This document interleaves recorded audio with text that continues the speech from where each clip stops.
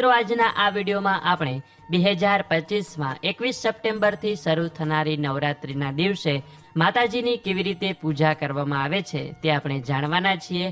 Live video દ્વારા step by step આપણે પૂજા વિધિ જોઈશું, જાણીશું અને સમજીશું તથા પૂજામાં કઈ સામગ્રીની જરૂર પડશે અને પૂજાની ઉત્થાપન વિધિ કેવી રીતે કરવી તથા ગરબા લેવાના શુભ ચોઘડિયા સારો સમય શું છે તેના વિશે પણ જાણીશું. તો અંત સુધી મારી સાથે જોડાયેલા રહેજો. આપનો 5 થી 10 મિનિટનો કિંમતી સમય આ વિડીયોને આપજો કે જેમાંથી આપને ઘણું નવું જાણવા શીખવા મળશે. તો આવો આપણે આ વિડીયોની શરૂઆત કરીએ. સૌપ્રથમ એ જાણી લઈએ કે ગરબો ક્યારે લેવાનો થશે. તો મિત્રો, નવરાત્રી 22 સપ્ટેમ્બર 2025 ને સોમવારથી શરૂ થાય છે કે જે દિવસે ગરબાની ખરીદી કરવામાં આવશે અને ગરબાની સ્થાપના કરવામાં આવશે. તો સોમવારના સારા ચોઘડિયા વિશે વાત કરીએ તો વહેલી સવારે 6:30 વાગ્યાથી 8 વાગ્યા સુધી, 9:30 વાગ્યાથી 11 વાગ્યા સુધી અને બપોરે 2 વાગ્યાથી સાંજે 6:30 વાગ્યા સુધીમાં આપ ગરબાની ખરીદી કરી શકો છો, પોતાના ઘરે લાવી શકો છો. અને પછી જ્યારે આપ નવરાત્રિની પૂજા કરો છો ત્યારે તેની આપ સ્થાપના કરી શકો છો.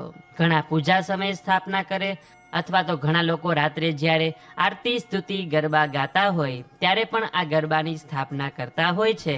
તો આપ જે રીતે કરતા હોય તે રીતે કરજો. તથા જે લોકો ઘટ સ્થાપન કરતા હોય તે પણ નવરાત્રિના પ્રથમ દિવસે જ થાય છે. તો આ ઘટ સ્થાપન વહેલી સવારે 6:30 વાગ્યાથી 8 વાગ્યા સુધીમાં, અને જે લોકો આ સમયમાં ન કરી શકે તે લોકો બપોરના સમયમાં પણ કરી શકે છે. 12 વાગ્યાને 8 મિનિટથી 12 વાગ્યાને 56 મિનિટમાં, કે જે અભિજીત મુહૂર્ત છે અને જે ઘટ સ્થાપન માટે અતિ ઉત્તમમાં ઉત્તમ મુહૂર્ત છે. તો આ સમયગાળામાં પણ આપ ઘટ સ્થાપન કરી શકો છો. ઘટ સ્થાપન કરો ત્યારે પણ ગરબાની સ્થાપના કરી શકાય, માતાજીનું પૂજન કરી શકાય છે. તો આવો હવે આપણે નવરાત્રિની પૂજા વિધિ વિશે વાત કરીએ. 9 દિવસ કેવી રીતે પૂજા કરવી, પૂજા સામગ્રી શું છે અને ઉત્થાપન વિધિ કેવી રીતે થાય. તો પૂજામાં સૌપ્રથમ આપણા કુળદેવી અથવા માતાજીનો ફોટો લેવાનો, પૂજા સ્થાનમાં લાલ રંગનું કપડું પાથરવાનું, ધૂપ કરવા માટે છાણાનો નાનો ટુકડો, કપૂર અને ઘી તથા માતાજીને ધરાવવા માટે પ્રસાદ, અને સ્થાપના કરવા માટે ચોખા, મગ અને ઘઉંની જરૂર પડશે. તથા માતાજીને ફૂલ અર્પણ કરીશું અને ખાસ કરીને ગરબો પણ આ પૂજા વિધિમાં જોઈએ. કળશ સ્થાપના કરીશું કે જેના માટે કોઈ પણ ધાતુનો કળશ લેવાનો, લોટો પણ લઈ શકાય તથા માતાજીને અર્પણ કરવાનો, શણગાર પણ લેવાનો. અને આ શણગાર જરૂરી નથી કે આ પ્રથમ દિવસે જ ધરાવો, 9 દિવસમાંથી કોઈ પણ એક દિવસ ધરાવી શકાય છે. તો આવો હવે આપણે પૂજા વિધિની શરૂઆત કરીએ. સૌપ્રથમ આપણે અહીંયા માતાજીના ફોટાની સ્થાપના કરી લીધેલી છે. તો આ સ્થાનને આપણે ગંગાજળ વડે શુદ્ધ કરીએ, પવિત્ર કરીએ. ત્યાર પછી અહીંયા આપણે સૌપ્રથમ દીપકની સ્થાપના કરીશું. અગ્નિદેવની સાક્ષીમાં જો કોઈ પૂજા થાય તો તે વધુ ઉત્તમ ગણાય છે. તો તેમની સ્થાપના કરીને આપણે તેમને ફૂલ અર્પણ કરીને તેમનું પૂજન કરીશું. ત્યારબાદ સર્વપ્રથમ પૂજનીય એવા ભગવાન શ્રી ગણેશની સ્થાપના કરવા માટે અહીંયા આપણે તેમને ઘઉંનું આસન આપીએ છીએ અને ગણેશજીની સ્થાપના કરીએ છીએ. તેમને આપણે જનોઈ પહેરાવીશું, વસ્ત્ર પહેરાવીશું તથા તેમને ફૂલ પણ અર્પણ કરીશું. અને હવે આપણે પૂજા કરીશું આપણા કુળદેવીની, માતાજીની. તેમનો ફોટો હોય તો તેમને કંકુનો ચાંદલો કરવાનો, ચોખા ચોંટાડવાના, ચૂંદડી પહેરાવવાની, હાર પહેરાવવાનો તથા જો આપની પાસે મૂર્તિ હોય તો આપ તેમને નવા વસ્ત્રો પણ પહેરાવી શકો છો. ત્યાર પછી માતાજીને પણ ફૂલ અર્પણ કરવાના. કોઈ પણ ફૂલ માતાજીને અર્પણ કરી શકાય છે. ત્યાર પછી માતાજીની સાઈડથી જમણી બાજુ કળશ સ્થાપના કરવાની, કે જે કળશ સ્થાપના માટે સૌપ્રથમ અહીંયા ચોખાની નાની ઢગલી કરવાની. અને ત્યાર પછી એક ધાતુના કળશ ઉપર નાળા છડી બાંધીને તેની સ્થાપના કરવાની. તેમાં પાણી રેડવાનું તથા તેમાં મગ, સિક્કો અને સોપારી ઉમેરવાના તથા કંકુના છાંટણા છાંટવાના. અને ત્યાર પછી તેમાં 5 આસોપાલવના પાન રાખવાના.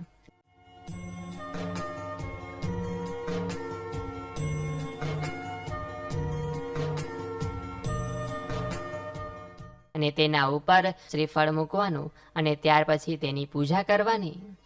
ઘણા લોકોને પ્રશ્ન થાય કે અમે કળશ સ્થાપના કરતા નથી અથવા કળશ સ્થાપના ન કરીએ તો ચાલે.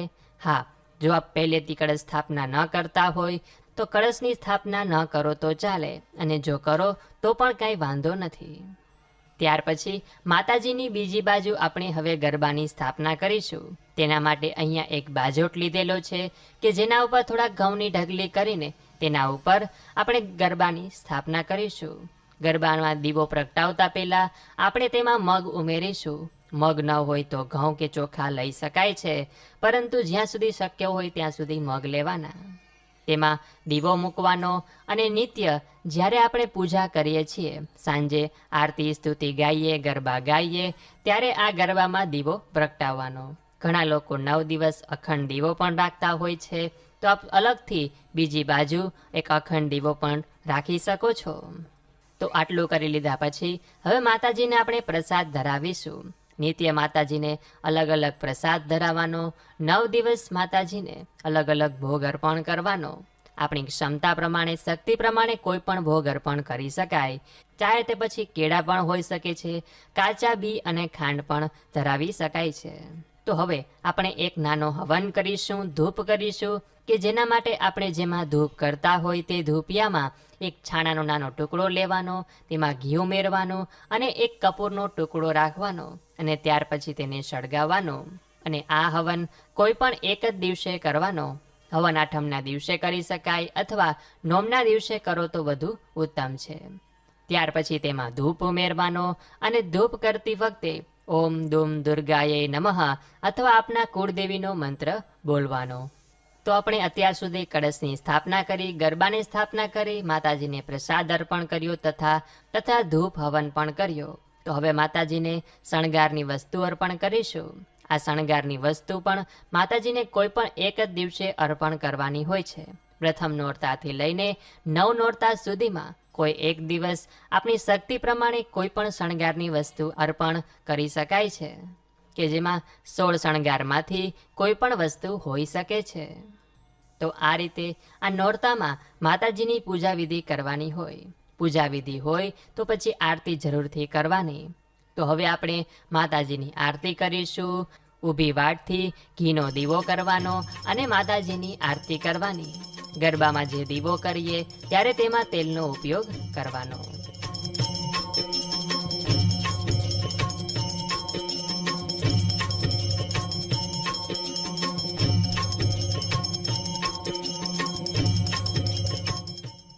આરતી કરી લીધા પછી માતાજીને આરતી આપી ઘરના સૌ લોકોએ પણ આરતી લેવાની. અને જો શક્ય હોય તો આરતી કરતા સમયે આદ્યશક્તિની આરતી સૌ લોકોએ ગાવાની, અથવા સાંભળતા સાંભળતા પણ આપ આરતી કરી શકો છો. આરતી કરી લીધા પછી સ્તુતિ ગાવાની, અને સ્તુતિ કરી લીધા પછી માતાજીને સૌ લોકોએ પ્રાર્થના કરવાની.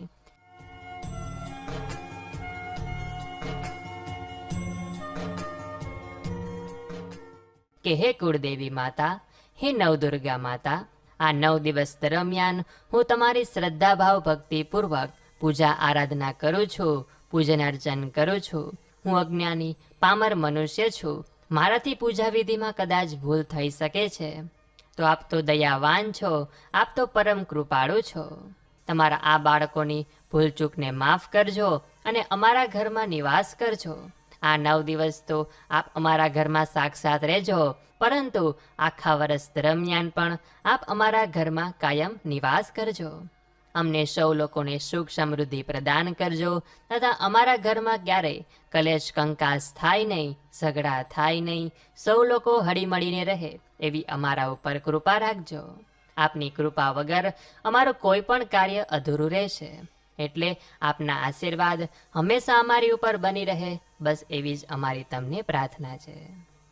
આ રીતે માતાજીને પ્રાર્થના કરીને નિત્ય જ્યારે આપણે પૂજા કરીએ છીએ ત્યારે માતાજીને નવો હાર પણ પહેરાવી શકાય, ફૂલ અર્પણ કરવાના, અલગ અલગ માતાજીને પ્રસાદ ધરાવવાનો, ગરબામાં દીવો કરવાનો, માતાજીને નવી ચૂંદડી પહેરાવી શકાય, મૂર્તિ હોય તો નવા વસ્ત્ર પણ પહેરાવી શકાય છે. તથા જે ગરબાની સ્થાપના કરી હોય તે ગરબાનું સ્થાન ત્યાંથી હલે નહીં તેનું ખાસ કરીને ધ્યાન રાખવાનું. 9 દિવસ એક જ સ્થાને ગરબો રહેવો જોઈએ. જો ગરબો તેના મૂળ સ્થાનેથી હલી જાય તો ગરબાનું વિસર્જન થયું ગણાય. અને ભૂલચૂકથી ગરબો કદાચ આપણાથી હટી જાય તો માતાજી સમક્ષ ભૂલચૂકની માફી માગી લેવાની અને બીજી વાર આવી ભૂલ ન થાય તેનું ધ્યાન રાખવાનું. કળશમાં જે જળ ભર્યું હોય તે આપણા આખા ઘરમાં છાંટી દેવું તથા જે શ્રીફળનો ઉપયોગ કર્યો હોય તેને પધરાવી દેવું. જે ગરબો લીધો હોય તે માટીનો હોય તો નદી કે મંદિરમાં પધરાવી દેવો. તાંબાનો હોય, પિત્તળનો હોય, ચાંદીનો હોય તો આપ ઘરના કુંડામાં કે આપના આંગણામાં ક્યારો હોય ત્યાં પધરાવી શકો છો. અને એ પછી બીજા દિવસે ત્યાંથી લઈને તેને ધોઈ સ્વચ્છ કરીને રાખી દેવાનો અને બીજા વર્ષે ફરી તેનો ઉપયોગ કરી શકાય છે. જે માતાજીને શણગારની વસ્તુ અર્પણ કરી હોય તેમાંથી એક વસ્તુ પોતાની પાસે રાખવાની અને બાકીની વસ્તુ સૌભાગ્યવતી સ્ત્રીને આપી દેવાની. તો આ વિડીયો પસંદ આવ્યો હોય તો લાઈક કરજો, તમારા મિત્રોને મોકલજો. અમારી ચેનલમાં નવા હોય તો સબસ્ક્રાઇબ કરવાનું ભૂલતા નહીં કે જેથી કરીને આવા જ અવનવા વિડીયો આપ સૌ લોકોને મળતા રહે. તો આ સાથે હવે મને રજા આપો. મળીશું ફરીથી એક નવા વિડીયોમાં. ત્યાં સુધી આપ સૌ લોકોને અમારી ચેનલના જય શ્રી કૃષ્ણ, જય માતાજી, ધન્યવાદ. મારી સાથે જોડાઈ રહેવા બદલ આપ સૌ લોકોનો ખૂબ ખૂબ આભાર.